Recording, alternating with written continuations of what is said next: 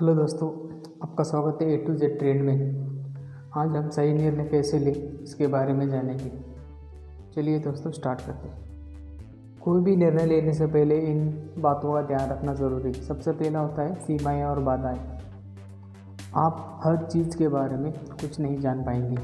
जब करियर का कोई निर्णय लेना होता है तो आपका समय सीमित होगा और आपको अपने करियर में सही निर्णय के लिए कुछ सप्ताह या महीनों का समय मिलेगा। तो फिर आप क्या करोगे? आपको अपनी सीमाएं जानने की ज़रूरत है। यह हमेशा बेहतर होता है यदि आप अपनी बाधाओं की श्रृंखला निर्धारित कर सकते हैं। एक बार जब अपने आप सोचने की क्षेत्र सीमित कर लेते हैं तो आप अपने सही निर्णय को सुधार सकते हैं। अपनी बाधाएं के दायरे में आपको सही निर्णय की आवश्यकता है। इससे आपका निर्णय सही साबित होगा और आपको निर्णय लेने में कोई भी बाधाएं नहीं आएंगी। इन बातों में दूसरा होता है अवसर लागत।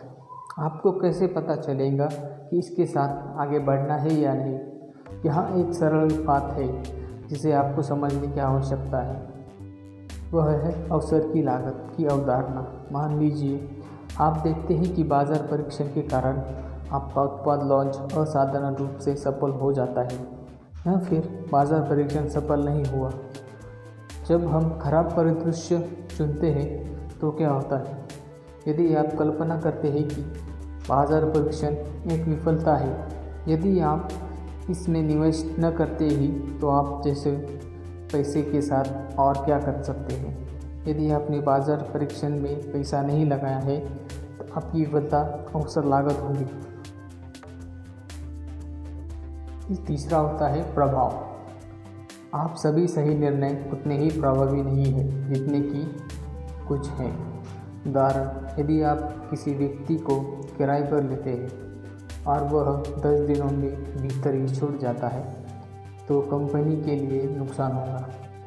लेकिन अगर आप इसकी तुलना कंपनी के रणनीतिक विफलता से करते हैं तो इसका कंपनी पर बहुत कम प्रभाव पड़ता है। इसलिए हमें सुनिश्चित करना चाहिए एक गलत निर्णय कितना प्रभावशाली हो सकता है। जोखिम प्रतिफल बनने का कोई मतलब नहीं है, लेकिन आपको पहले से ही प्रभाव को समझने की ज़रूरत है। ये 3 चीज़ें हैं जिनका आप सही निर्णय लेने से पहले ध्यान रखना चाहिए।